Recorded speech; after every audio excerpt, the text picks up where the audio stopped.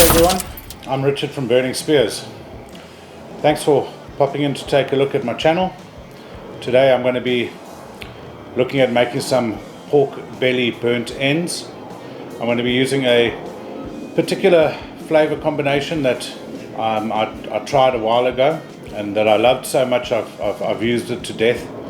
So similarly, I did the same flavour combo on a pork ribs video, which is on my channel should you want to look at it, and it wasn't terribly well received so far anyway, and then I just want to get the burnt ends video with the same flavour profile out the way so that I can move on with my life and start trying different combinations and hopefully start integrating my own barbecue sauces and rubs instead of the commercial stuff.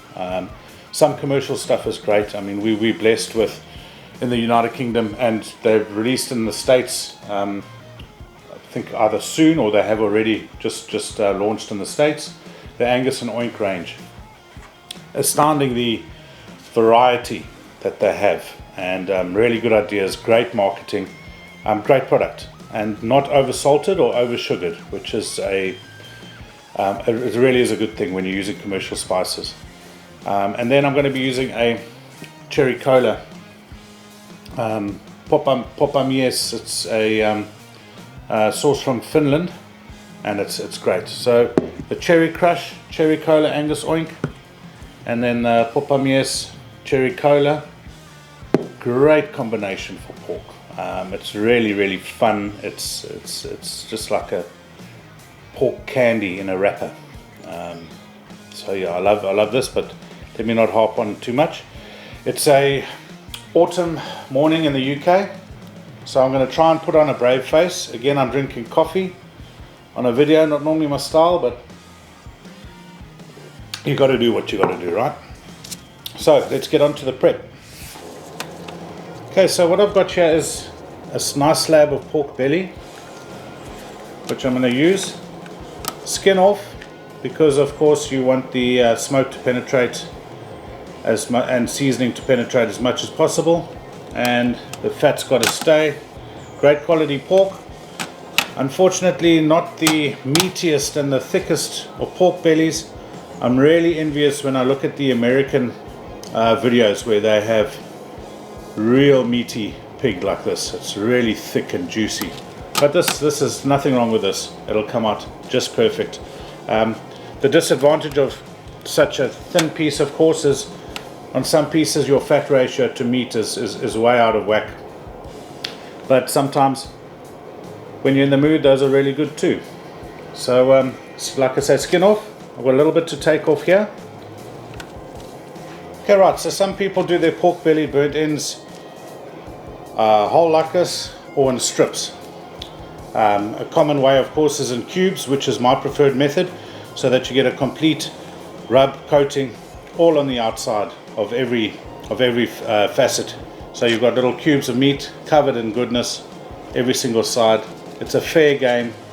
Everyone's happy. So I make mine a little bit bigger than a lot of people do. I find it just gives a more juicy bite.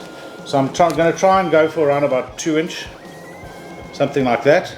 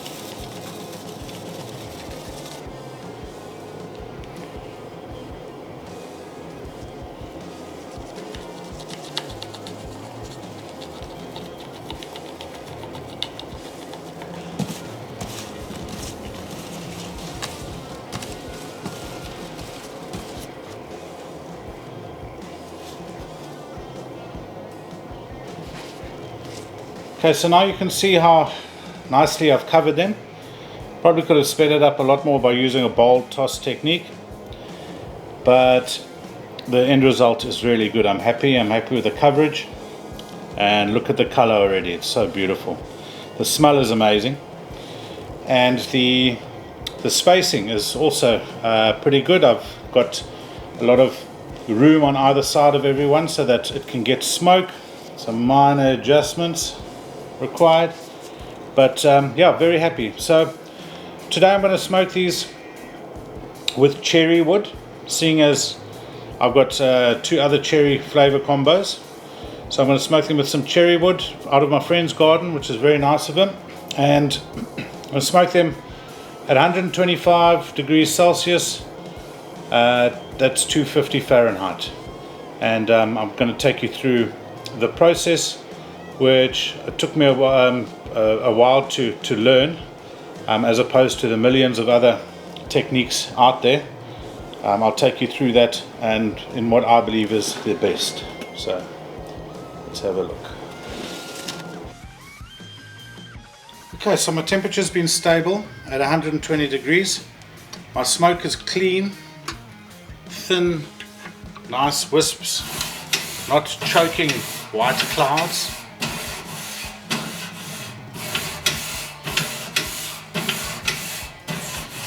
Some people go a little hotter to get the fat rendered more. Some people go a little slower to keep more moisture in. I like to try and find that delicate balance in between, and the ease of using a rack is you just have one movement to do.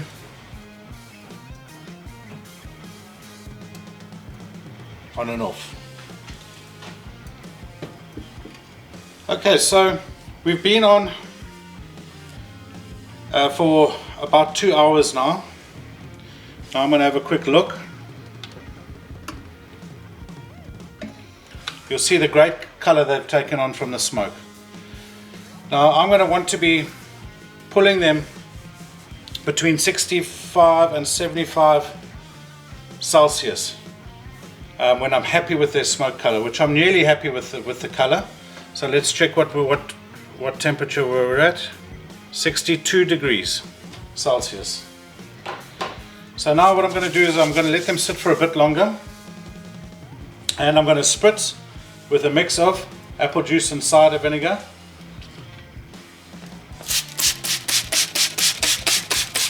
Now spritzing does a few things. One thing it does is it provides the evaporation and a moisture barrier so that the moisture doesn't leave the meat. The other thing it does is the moisture can attract fresh smoke, and then as the moisture evaporates, it leaves that smoke on the meat. So those are the two things that it predominantly does, and does very well. You can use anything to spritz. Common is apple cider vinegar and apple juice. You could use pineapple juice, sometimes wine. Some people use water. But anyway, I'm going to close up and give it another half hour before I check again. Okay, so it's been another half hour. Really happy with the color on there. That, for me, that's a great amount of smoke. Let's check where we are. 70, 66, 75. So for me, that's where I pull them out. Okay, so what we're going to do is get them to do the little braising section, time of their lives. And this is where they tenderize up. You don't have to be too dramatic with the spacing, because they are going to be wrapped. They're not going to smoke anymore. That part's done. So you want them all to cuddle up together nicely for this next phase. Now the most important part here is to spritz them really, really well.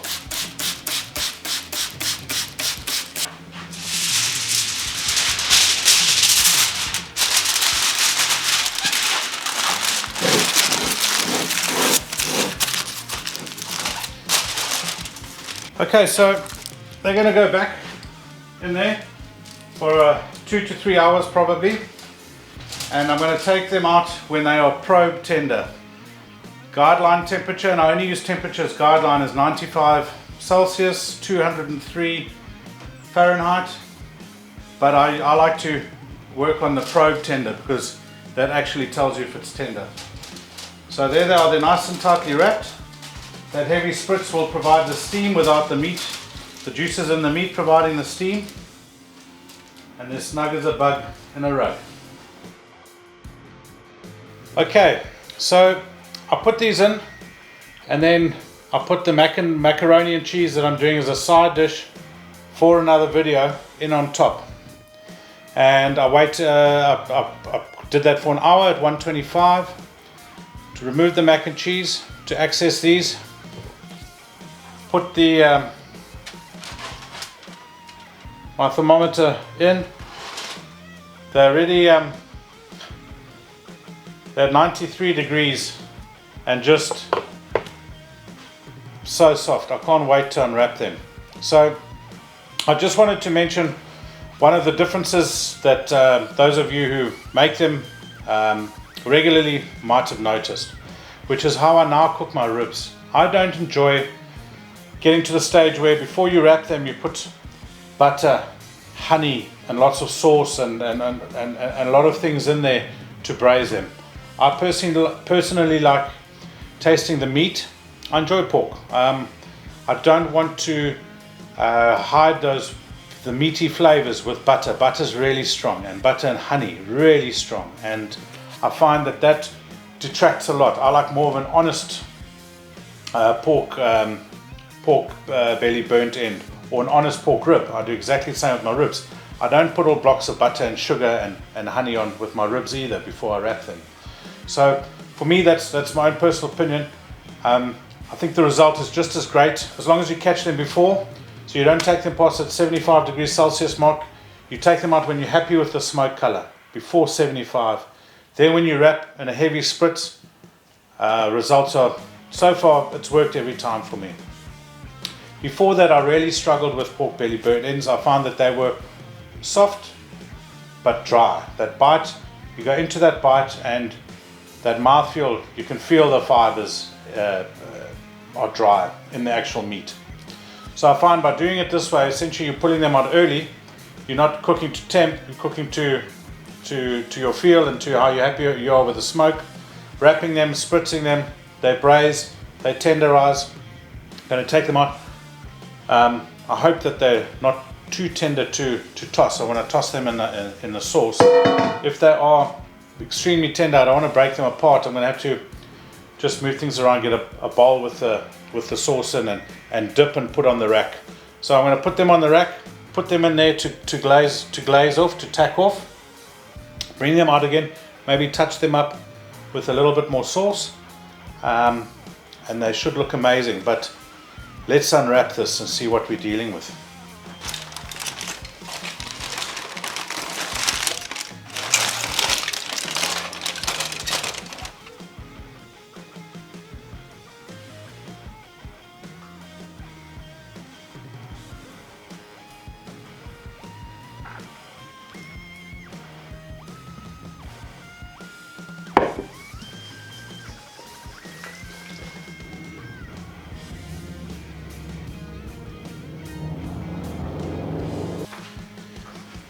Okay, so these little absolute pillows of gorgeousness, of porky gorgeousness, are so soft. I don't know if you noticed, when I first tried to toss them, one completely fell apart. So then I had to sort of carefully maneuver them individually, piece by piece.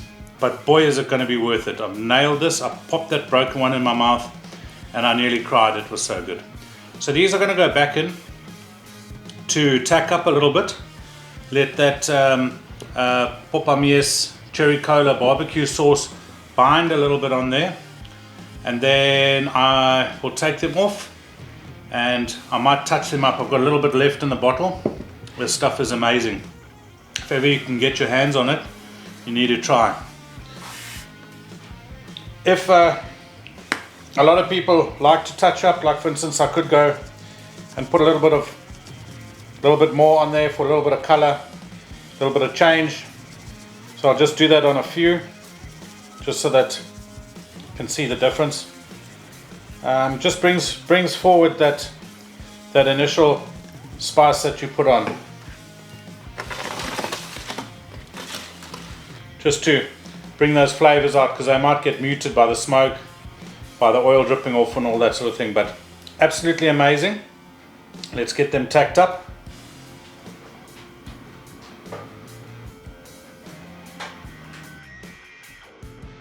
Okay, so here they are. These things are unbelievable. I wish you could taste these. That is astounding. That is amazing. So soft, fat rendered perfectly, pillowy, almost turns into a cherry milkshake in your mouth. It's just real melt in your mouth. I'm just salivating now. So I'm going to dish these up with the smoked mac and cheese that I've made in a separate video. Keep an eye out for that video. And please, if you like what you saw here, have a look at the very similar technique I use for the ribs. Also just amazing. I wish I could literally put one of these in your mouth. Stunning. So let me dish that up so I can get about another 10 of these down in my stomach. Okay guys, here we have it. Look at that thing, just to die for. And then a perfect creamy accompaniment. Just amazing, just amazing. Thanks for watching, and yes, I hope it was enjoyable. Maybe it showed you guys something or gave you some new ideas. Maybe you realize your way is the better way. But thanks for watching, and see you soon. Thank you. That's it.